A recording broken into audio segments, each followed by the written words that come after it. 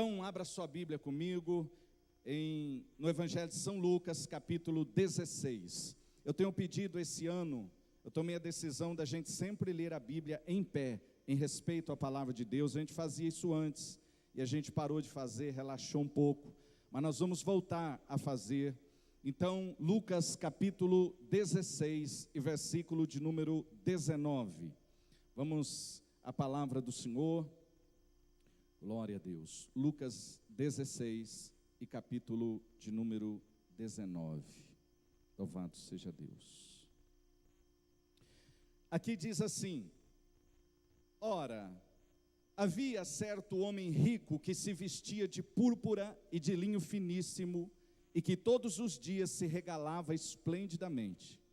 Havia também certo mendigo chamado Lázaro, coberto de chagas, que jazia à porta daquele, e desejava alimentar-se das migalhas que caíam da mesa do rico, e até os cães vinham lamber-lhe as úlceras, as feridas.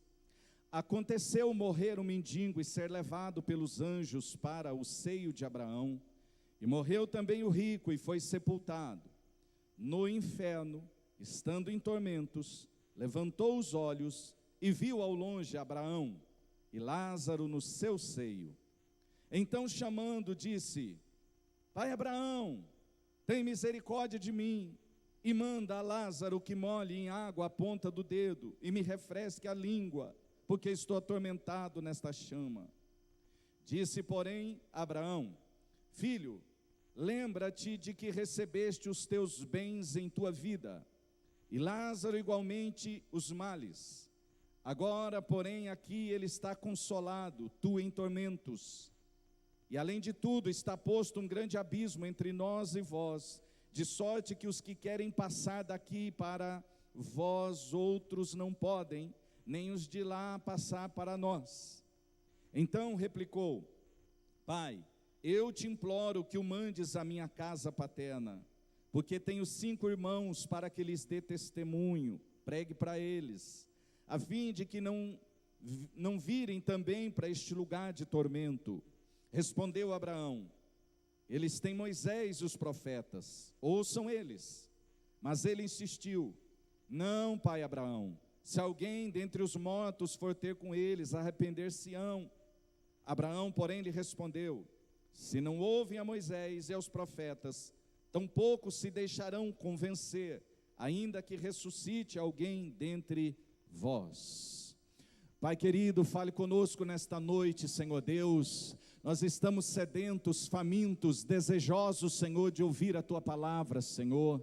A Tua palavra, ela é bálsamo, ela é pão, ela é água, ela é fogo, ela é alimento. A Tua palavra é vitamina, é força. A Tua palavra nos motiva, nos anima, nos alegra, nos fortalece. A Tua palavra nos corrige a rota. A Tua palavra é tudo para nós, porque, Senhor, se não ouvirmos a Tua voz, o que será de nós? O que será de nós, Senhor? Então fale com cada um de nós, segundo o nosso entendimento, nossa capacidade de entendimento. Fale conosco, Senhor, nesta noite, em nome de Jesus. Todos digam amém. Pode sentar, queridos, no seu lugar. Vou procurar ser breve, fazer igual o piloto do avião. Vamos tentar chegar antes da hora, em Curitiba. Glória a Deus, louvado seja Deus. Alguém aqui já teve a experiência de chegar num lugar atrasado e ter perdido alguma coisa? Eu me lembro que em quase 40 anos de viajante, eu perdi o meu voo 2 vezes. É um bom recorde, né? É porque eu sou mineiro. Mineiro não perde o trem. Não sou mineiro. Meu avô que era mineiro, mas eu tenho um DNA de mineiro. E eu me lembro que a primeira vez foi em Paris. E não foi culpa minha, não estou justificando, mas não foi culpa minha. Quando você depende de alguém, é terrível, né?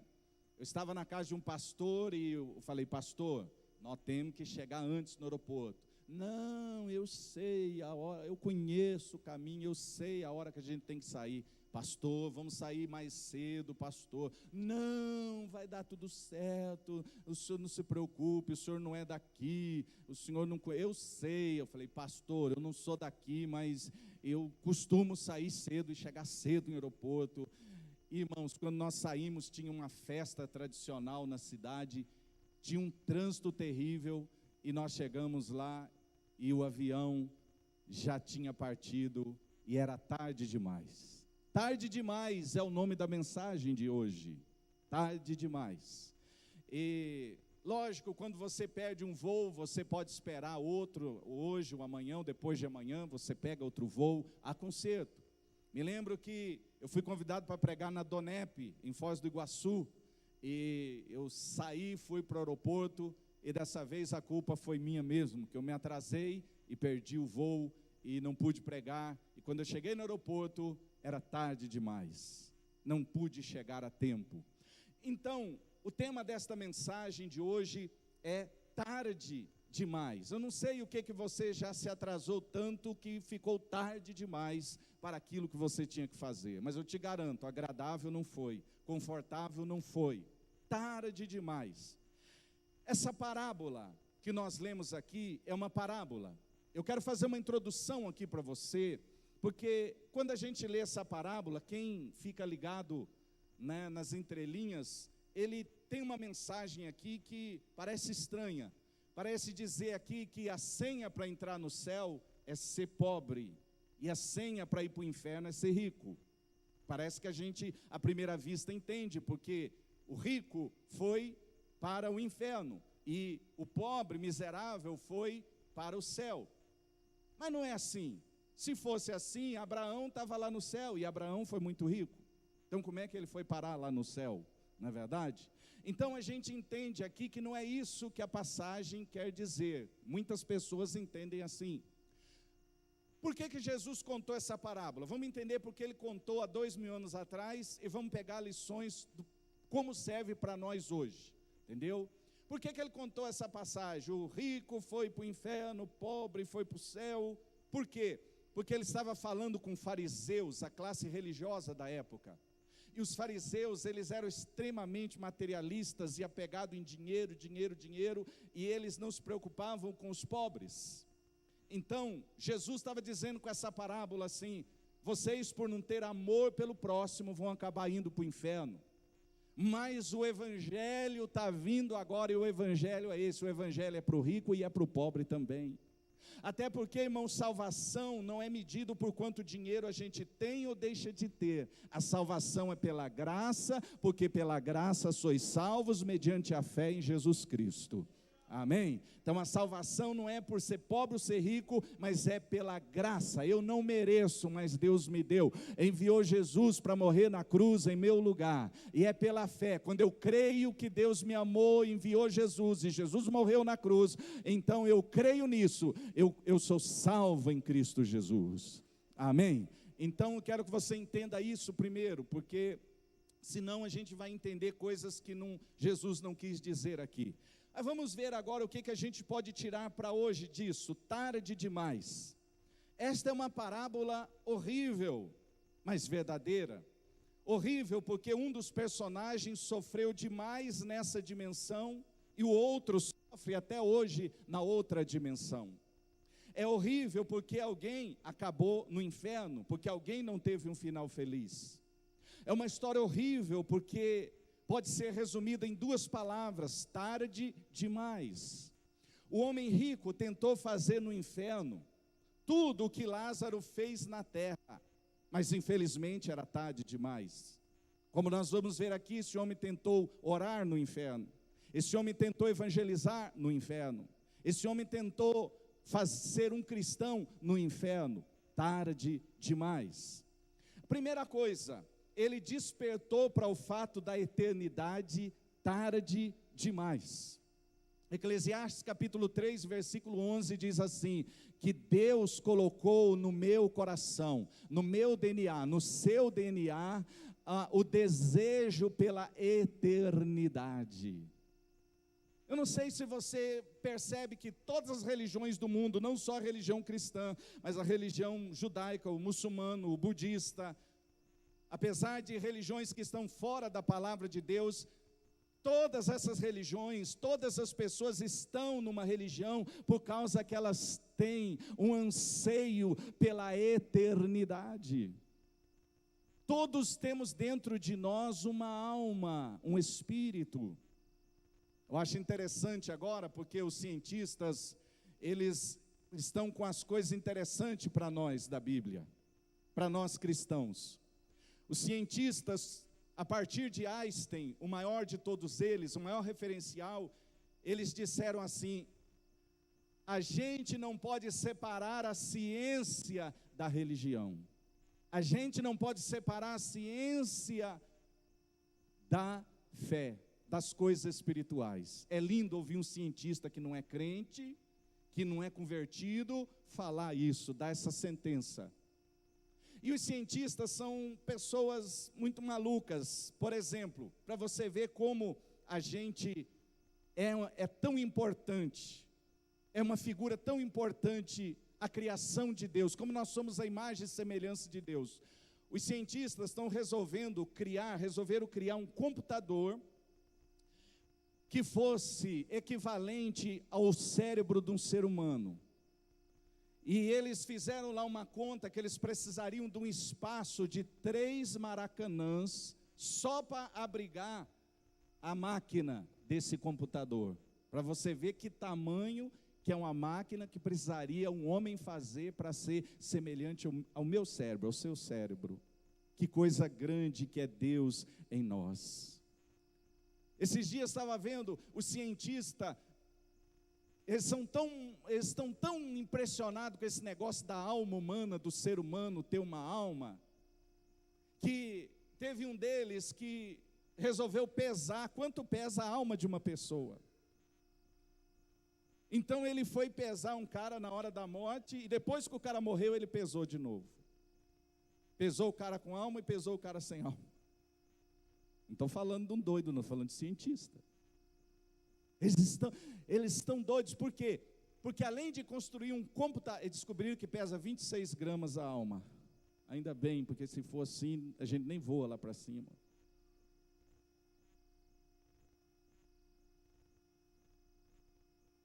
Aí eles resolveram que eles querem criar um computador que tenha consciência, ou seja, que tenha uma alma. Querem que esse grande computador que eles vão criar tenha uma alma, pense igual nós. Por quê? Porque nós somos assim, nós temos essa máquina, o nosso cérebro. Ele funciona assim, mas quando a alma sai, volta para Deus, a gente para de funcionar. É o espírito, é a alma, é o sopro de Deus que está dentro de você, que mantém você funcionando. Eles podem fazer uma máquina equivalente ao nosso cérebro, mas eles sabem que é uma máquina que não tem espírito, não tem alma, não tem o sopro de Deus. Só se Deus descer e soprar naquela máquina, aí aquela máquina vai ter vida.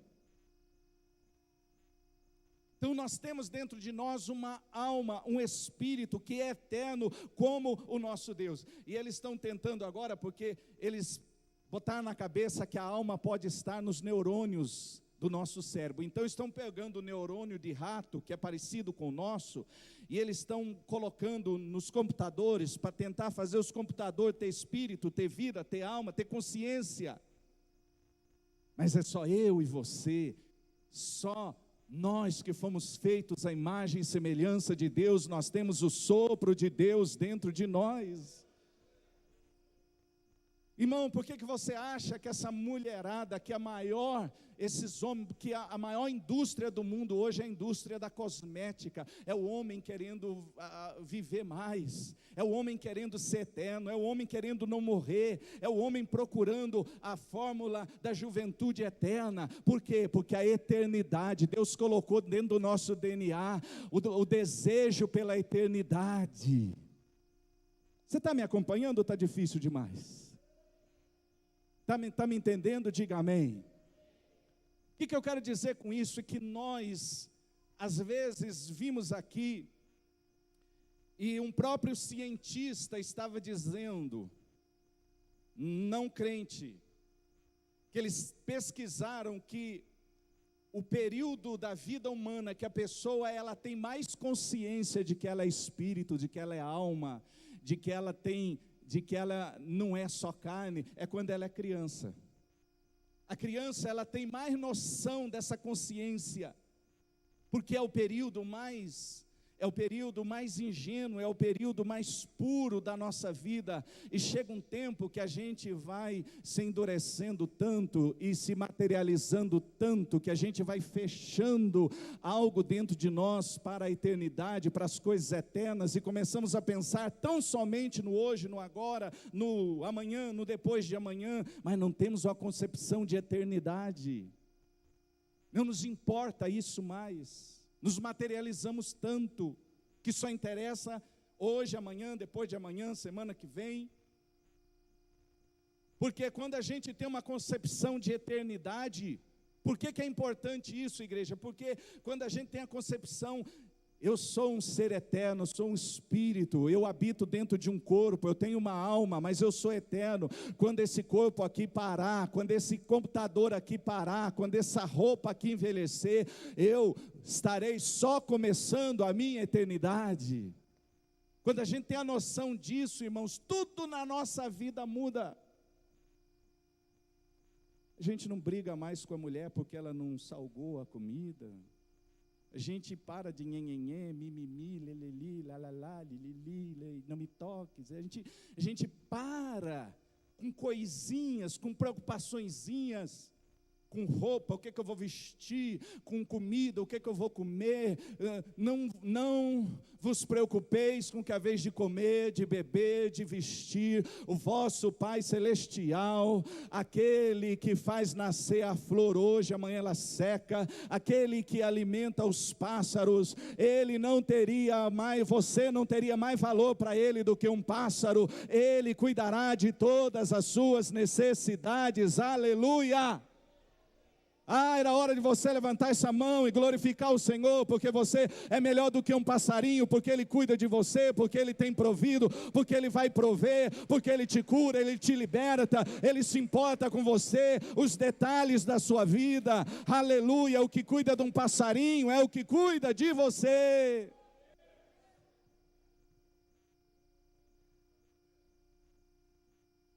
Por que Ele falou para a gente viver em comunidade, em igreja? Porque Ele está dizendo assim: meus filhos, eu quero que vocês aprendam na igreja, já como se comportar na eternidade. Nós só estamos aqui no primeiro ano, irmãos, aprendendo como viver com Deus, aleluia. Jesus vai voltar nas nuvens para buscar a sua igreja, a trombeta vai soar, e a igreja dele vai ser arrebatada, e nós vamos com ele. Se ele não vier primeiro, nós vamos antes, mas uma coisa ou outra vai acontecer, e a gente vai viver uma eternidade, os próximos trilhões de anos, nós vamos viver juntos lá no céu. Aí Deus põe a gente na igreja. Que chata essa siricaita. Aí Deus põe a gente casado com uma pessoa, está treinando a gente para o céu ou para o inferno. Aí Deus coloca a gente em família, está treinando a gente para o céu. Aí Deus coloca a gente na igreja, está treinando a gente para o céu. Só que a gente acha que Deus casou, não deu certo, eu separo. Mulher é igual biscoito, vai uma, vem 8. Mas você não casou com biscoito, você casou com um ser humano que tem uma alma, que tem um espírito. E se não der certo aqui em casa, eu saio de casa, eu vou alugar um apartamento, eu vou morar sozinho. Esses velhos são muito antiquados. Deus não colocou você junto com o pai e a mãe para o menor sinal de desentendimento você abandonar, é para você aprender a morar no céu, porque você tem um pai lá no céu, aleluia, que você vai ter que aprender, porque se você não aprender aqui, você vai morar no inferno, porque o único lugar que vai aguentar certas pessoas é o inferno. Você vai viver um inferno aqui e vai viver outro eternamente. Aprenda aqui, é melhor. Eu vou para outra igreja, eu vou procurar outro pastor, esse é muito bruto. essa igreja tem uns metidos aqui que eu não gosto. Deus te pôs aqui, irmão, para você aprender a viver no céu. Larga a mão de pensar em outra igreja. Pensa no céu, pensa na eternidade.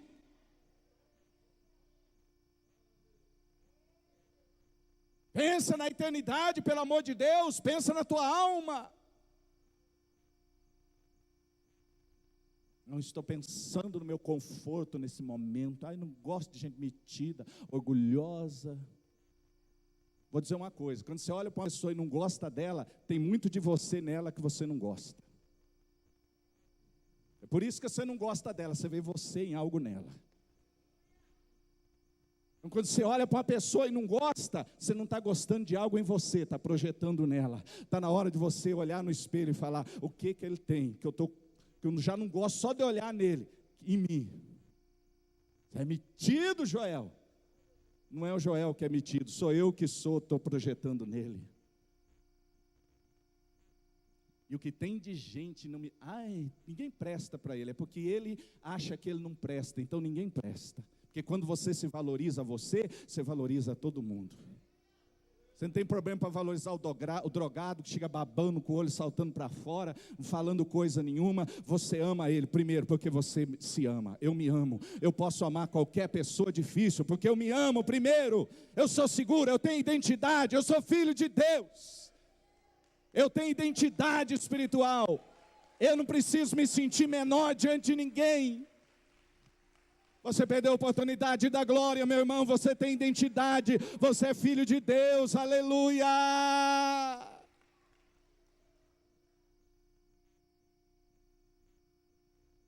Esse homem despertou tarde demais para as coisas espirituais. A morte não é o fim, a morte é o começo. Isso deve encorajar quem já é salvo. Você já foi num velório de crente e num velório daquele que morreu sem Jesus? O clima é totalmente diferente. Porque quem morreu com Jesus, meu irmão, continuar vivendo para mim hoje é um presente de Deus, mas morrer é lucro. Sabe por quê? Porque se eu partir daqui hoje, glória a Deus, eu vou para a presença do Pai.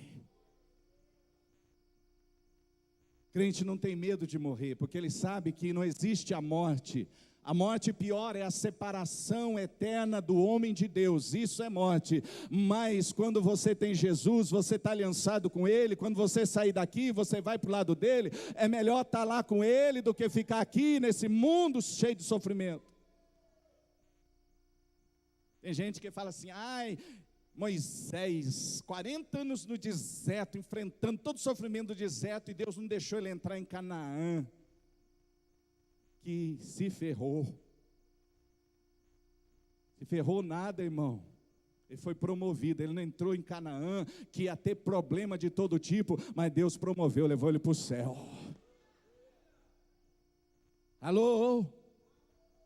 Paulo que dizia isso, para mim o viver é uma bênção, mas o morrer é lucro, porque ele tinha noção da eternidade. Nós hoje vivemos uma vida tão cheia de inseguranças, de medos, porque a gente não tem essa noção de eternidade. A gente acha que tudo vai acabar daqui uns dias. Não, irmão, daqui uns dias vai começar a vida eterna. E para quem aceitou Jesus, a vida eterna já começou. Deus está só te treinando, a morte não é o fim. Mas isso deve ser um alerta para aqueles que estão perdidos. Ele levantou os olhos tarde demais. Quando ele estava vivo, aquele homem, ele não teve tempo para levantar os olhos para Deus, para as coisas do alto, para as coisas espirituais. Era só trabalho, trabalho, trabalho, era só coisas materiais. Agora lá no inferno ele está fazendo o que ele tinha que ter feito aqui nessa dimensão. Ele está levantando os olhos para Deus. Ele derramou lágrimas tarde demais. Durante a vida ele se endureceu, nada comovia aquele homem. Lázaro estava cheio de feridas e ficava em seu portão, mas ele nunca ajudou. Tem um pastor conhecido meu que ele prega sobre o amor. Se você chama ele na sua igreja para ele pregar sobre o amor, ele fala assim: eu quero ir uns 3 dias antes. Pois não. Ele se veste de mendigo, ele pede o endereço de todos os pastores da igreja, de todos os líderes da igreja, da diretoria da igreja, do próprio pastor da igreja, e ele se veste de mendigo e vai bater na porta de cada um, para ver como está o amor da liderança. E antes de pregar, ele fica na porta da igreja, sentado ali, para ver qual a reação dos irmãos quando chega na igreja para com o mendigo. Qual o nível de amor daquela igreja. Se Jesus chegasse na porta da tua casa, vestido de mendigo, qual seria a sua reação com ele? Os necessitados estavam ao redor, mas ele só pensou em sua própria mesa, roupas, seu bem-estar. Ele nunca investiu no bem-estar espiritual dos outros, incluindo os de sua família. Uma outra coisa, ele orou tarde demais. Esta é a única oração na Bíblia que ficou sem resposta. A Bíblia nos ordena orai sem cessar. A oração faz diferença. A oração de um justo tem muito poder. Sabe, irmão, você não precisa de fórmulas. Oh, Senhor, meu Deus e meu Pai. Você não precisa saber. Você só precisa ter um coração sincero diante de Deus e saber falar com Deus. Igual Jacó no deserto, ele tinha uma aliança, então ele falava naturalmente com Deus. Igual aquela irmã que a filha estava à beira da morte na sua casa, e ela saiu, e ela foi para a cidade, ela entrou numa igreja, e estava ao momento do círculo de oração, as irmãs orando, e ela entrou, e ela começou a orar, e dizer: Deus, eu sou a Maria, e eu estou aqui, Deus, porque minha filha está quase morrendo lá. O Senhor sabe que eu moro lá na chácara tal. Tem que entrar naquele carreador, depois passar aquela pinguela, depois dobrar à esquerda. Aí cuidado que tem uma vaca brava lá, que pode correr atrás do Senhor. Mas se o Senhor puder passar lá em casa e curar minha filha, a chave eu sempre deixo debaixo do tapete, à direita da porta. Se o Senhor puder passar lá, porque nem o médico pôde fazer nada, nem o remédio pôde fazer nada. E as irmãs que sabiam orar direitinho começaram. A gente sempre ri de quem faz coisa diferente da gente, né? Parece que o outro é ridículo. Acho que Deus vai ouvir uma oração idiota dessa. E a mulher voltou para casa, e quando ela chegou em casa, a filha estava curada. Ela disse: como é que aconteceu isso, minha filha? Você estava à beira da morte. Ela disse: entrou um homem aqui dentro. E esse homem disse para mim: levanta da sua cama, porque você está curada. Ela disse: quem é você? Ela disse: agora você está curada. Dê um recadinho para sua mãe quando ela chegar, que eu vou deixar a chave debaixo do tapete de volta. Sabe, queridos, orar não precisa de fórmulas, ler um livro para você aprender a orar. Orar é falar com Deus, orar na verdade é ter um coração sincero. Às vezes você não precisa nem falar, às vezes você está tão sofrido, tão judiado, que você é igual Ana, só mexe os lábios, não sai nada da tua boca, porque você está tão mal, mas a Bíblia diz que nesta hora, o Espírito Santo, ele vem, põe a mão em nós, e ele intercede diante de Deus com gemidos inexprimíveis. Ele só quer ver você ter um coração de orar, um desejo de orar, mesmo que você não aguente. A Bíblia diz que o Espírito Santo ora por você, aleluia. Oh, meu irmão, aplauda e dá glória ao Senhor nesta noite, glorifica o Senhor. Não é tarde demais para você, nem para mim, não é tarde demais. Podemos orar, bater palma, glorificar, louvar, dizer aleluia, glória a Deus. Não espere ser tarde demais.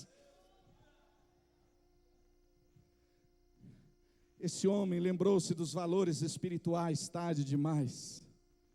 Lembrou-se da bondade de Deus tarde demais. Eu tenho um parente que é lá do interior, está com 88 anos, incrédulo pra caramba. E o filho dele se converteu, um sobrinho, filho, não sei quem é, e foi pregar para ele e falou: não adianta vir com esse discurso de crente para o meu lado. Para mim tanto faz descer ou subir. Para mim, tanto faz ir para o inferno, como ir para o céu, ir para o capeta, para o colo do capeta, ou ir para Deus. Então não vem com essa história.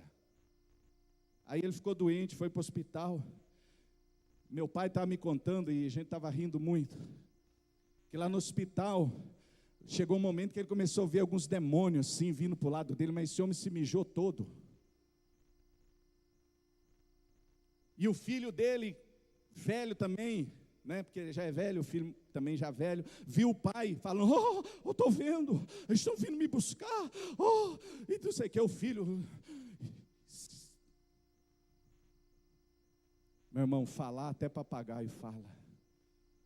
Mas eu quero ver aquela hora que o zóio for fechando para esse lado e o espiritual abrindo para o outro. Quem que vai estar te esperando lá do outro lado, meu irmão?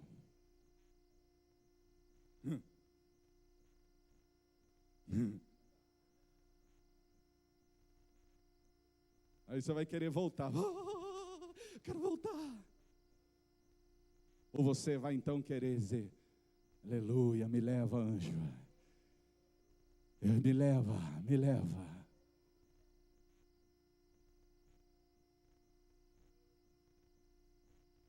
Ele se preocupou com os perdidos tarde demais. Senhor, agora eu sei como é que é, mas eu tenho 5 irmãos. Manda Lázaro lá, já quer mandar no Lázaro até lá em cima. Tem gente que é autoritária até no inferno. Não aprende aqui a ser humilde. Manda Deus Lázaro lá. Deus fala assim: lá tem pastor, lá tem pregador, tem televisão, tem internet, tem parente que prega para eles. Não falta pregador para eles. Vocês não ouvem quem está vivo, vai ouvir um fantasma? Não. Você já pensou por que Deus não permite contato com o mundo dos mortos e dos vivos? Porque Deus é organizado. Ia ser uma bagunça terrível se um monte de morto começasse a falar na tua cabeça: sou seu pai, sou seu avô, faz isso, outro faz aquilo. Isso é uma confusão dos infernos.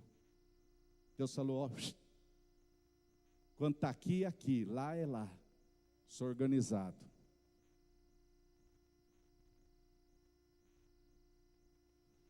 Nós nunca testemunhamos, damos um folheto, convidamos para a igreja os perdidos, nós nunca pedimos oração para os perdidos, e como eles vão ouvir se não há quem pregue? Eu quero fechar aqui. O rico da parábola fez tudo tarde demais, despertou para as coisas espirituais tarde demais. Essa semana, eu estou fazendo um curso de aconselhamento. Eu até passei para um obreiro a aula que eu tive, que ele pediu, em que ele estava ensinando a gente a não aconselhar quem não é convertido ainda. Ele estava dizendo por quê? Porque quem não é convertido, a Bíblia diz que o coração ainda é de pedra.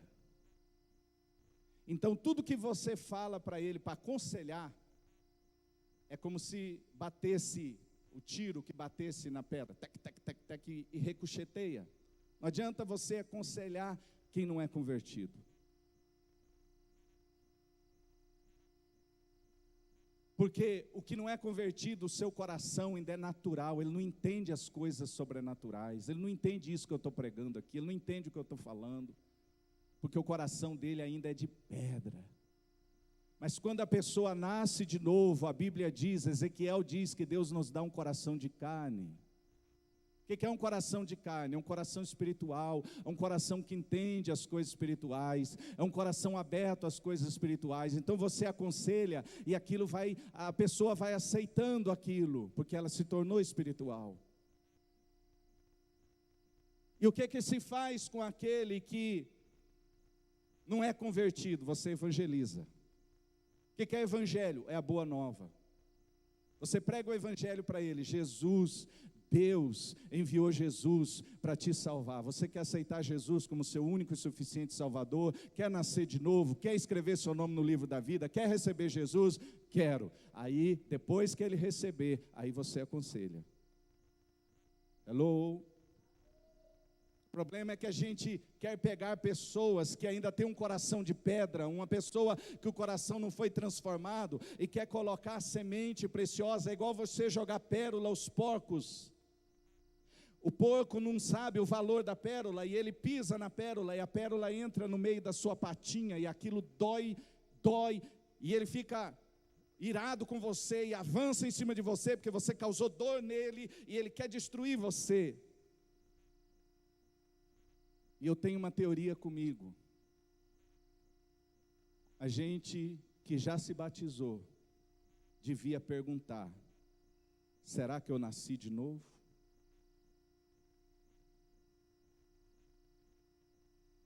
Será que eu nasci de novo, ou só tomei um banho? Ou só fui na frente, ou só levantei a mão?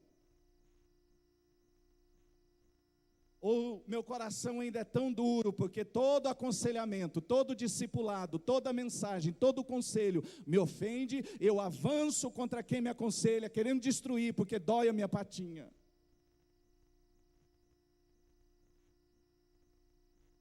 Eu acho que todos que se batizaram deviam fazer uma pergunta: será que eu nasci de novo? Será que eu estou convertido? Porque quando eu estou convertido, meu coração é de carne, eu sou espiritual, eu entendo das coisas espirituais.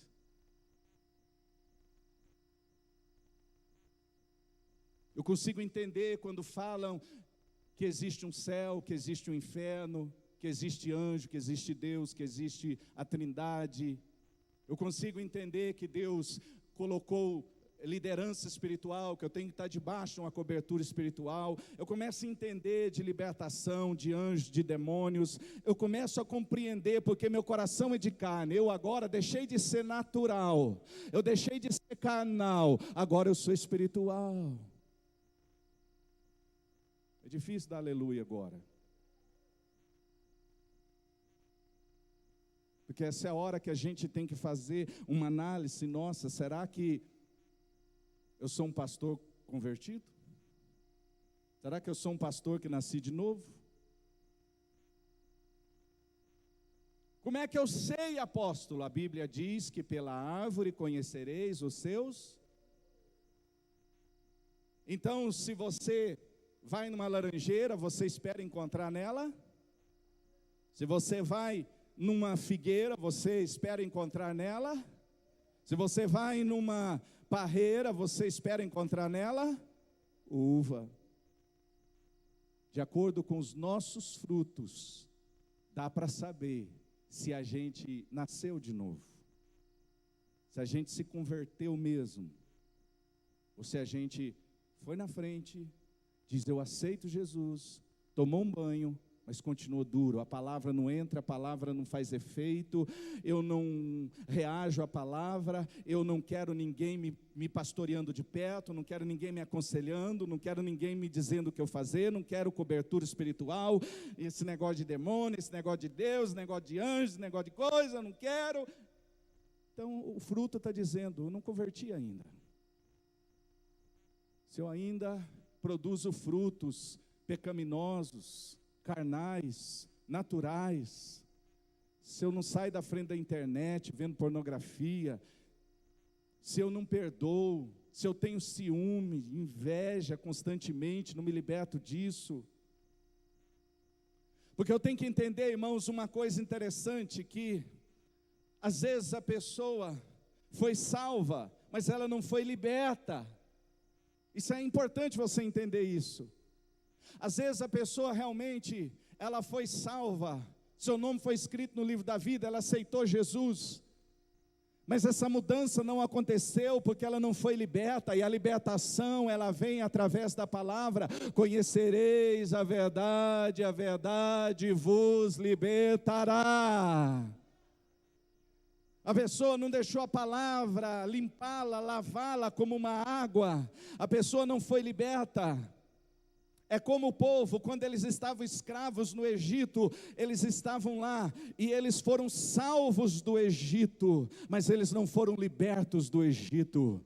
Eles estavam salvos do Egito, fora do Egito, mas no deserto, sabe o que acontecia? Ai, que vontade de voltar para o Egito, ai, que vontade de comer cebola, ai, que vontade de comer alho, ai, que vontade de se apanhar, ai, que vontade de fazer tijolo, ai, que vontade de não ganhar nada, ai, que vontade de voltar para o Egito, ai. O Egito não saiu de dentro deles. Você sabe que está salvo e que está liberto quando você saiu do mundo e os conceitos do mundo saíram de você. Você agora pensa como Deus, pensa como a palavra manda você pensar. Você trata seus semelhantes, seu cônjuge, seus filhos, seus pais, seus irmãos, como a palavra manda tratar. E as pessoas vivem na igreja um drama muito grande, irmãos. Deus, eu me batizei, eu agora sou crente, eu estou salvo, mas eu não consigo parar de falar palavrão, eu não consigo parar de ir para a internet, eu não consigo parar de odiar, eu não consigo perdoar meu inimigo, eu não consigo orar pelo meu inimigo, eu não consigo dar fruto bom, mas todo crente tem que ser bonzinho. Então o que acontece? A pessoa cria uma fachada. A pessoa cria, ela começa a agir como se fosse, mas lá dentro ela é igual um sepulcro caiado, é hipócrita. Por fora é tudo bonitinho, a janela do lado de fora, a sacada, a frente da casa dela é muito linda, mas o interior dela ainda não foi liberto. E aí que a gente vive o chamada religião. Paz, irmão.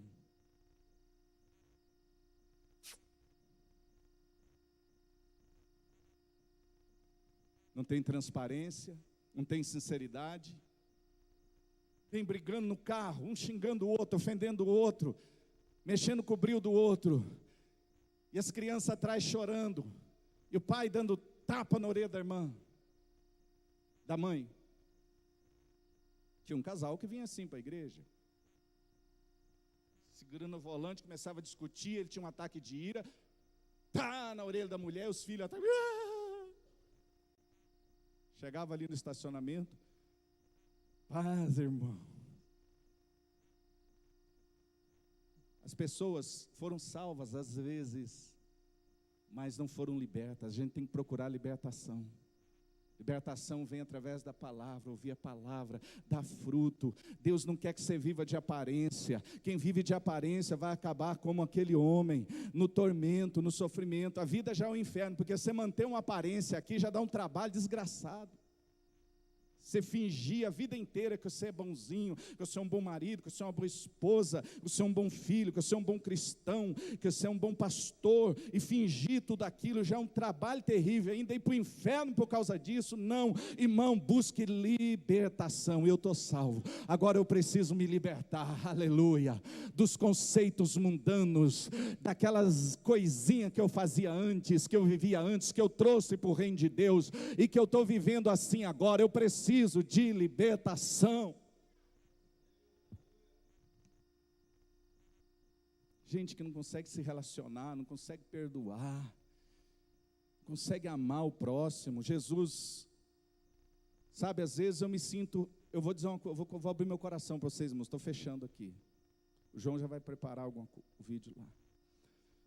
Eu vou dizer uma coisa para vocês, às vezes eu me sinto ridículo sendo cristão, sabia? Eu me sinto ridículo sendo cristão, porque Jesus falou assim, ama o teu inimigo. Hoje o que diz? Você tem que acabar com o teu inimigo. Você tem que defamar ele. Você tem que destruir ele. E lá vai o cristiano amando quem faz mal para ele, e todo mundo dizendo, é um idiota, é um trouxa. Me sinto ridículo às vezes cumprindo o evangelho. O Evangelho diz para você ser transparente. Se o teu irmão fez alguma coisa contra você, vai entre você e ele só, fala com ele, abre o seu coração. Se não der certo, vai com mais um, tenta dissuadir. Se não der certo, ajunta mais um grupo, vai, não desista de você resolver a situação com o seu irmão. E lá vai o cristiano fazer tudo isso, e todo mundo dizendo, ele é trouxa. Às vezes dá vontade de largar tudo e viver numa montanha assim, sabe? Só eu e o meu cristianismo. Porque quando você quer ser um cristão de verdade, parece que você é um ET.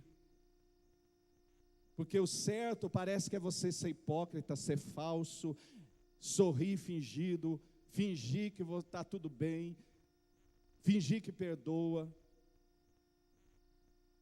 Parece que hoje o certo é isso. Não sei se eu estou falando grego aqui, vocês entendem o que eu estou falando. Agora, irmão, estou com 40 anos de convertido. Para mim, sempre foi do jeito que eu acho que tem que ser. Eu acho que se tem um evangelho, se eu sou cristão, eu tenho que cumprir isso aqui. E se fosse para ser do outro jeito, eu ia largar disso aqui, ia viver do outro jeito. Eu não tenho vocação para ser falso, para saber que é de um jeito e viver do outro. Eu não tenho estômago para isso.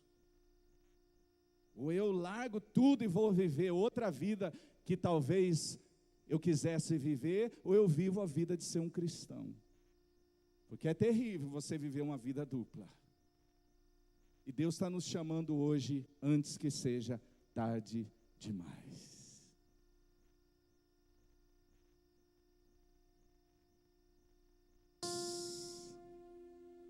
Estamos treinando para morar no céu. Às vezes, o Espírito Santo nos para ouvir a respeito de coisas importantes. O que você viu aqui chega para todos. Dentro de 100 anos, ninguém que está dentro dessa igreja estará vivo mais. Mas há uma alma dentro de você. De que adianta o homem ganhar o mundo inteiro e perder a sua alma? De que adianta você ganhar o mundo inteiro e perder sua família?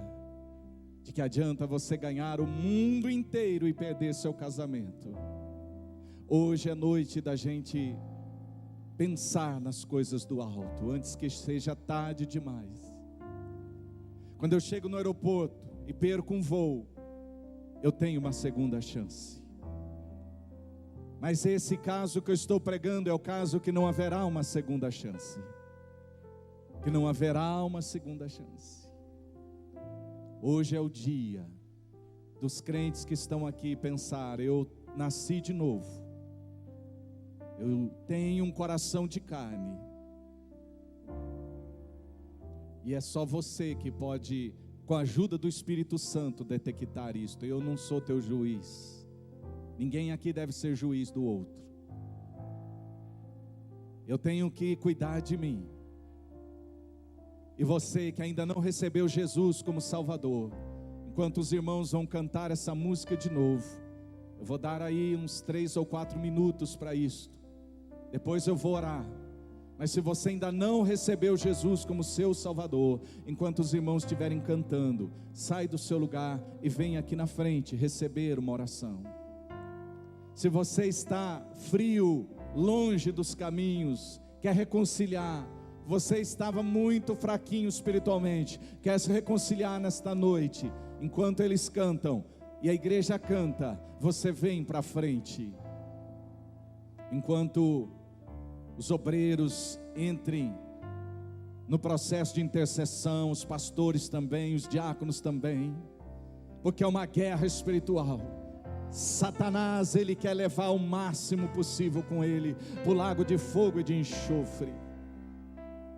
Mas Deus amou o mundo de tal maneira, ele não deu um anjo, um arcanjo, um querubim, um serafim, ele, seu único filho para morrer em nosso lugar. Não existe evangelho sem cruz, não existe salvação sem cruz, e a cruz de Cristo está pronta para você hoje. Tem salvação que vem da cruz, tem libertação. Você pode ser salvo hoje e começar um processo de libertação hoje. Mas eu não posso fazer isso no teu lugar. Só você, nem Deus pode fazer isso no seu lugar. Só você pode tomar a decisão hoje. E eu te aconselho, tome antes que seja tarde demais. Ao findar o você sabe, cante. Quando a morte ao teu lado chegar, que destino há de ter tua alma? Qual será no futuro teu lar, meu amigo? Hoje tu tens a escolha, vida ou morte, qual vais aceitar? Amanhã pode ser muito tarde. Hoje Cristo te quer libertar. Venha, se Deus está tocando em você, venha. Se você veio com alguém, se prontifique a vir na frente com essa pessoa. Fala, vamos.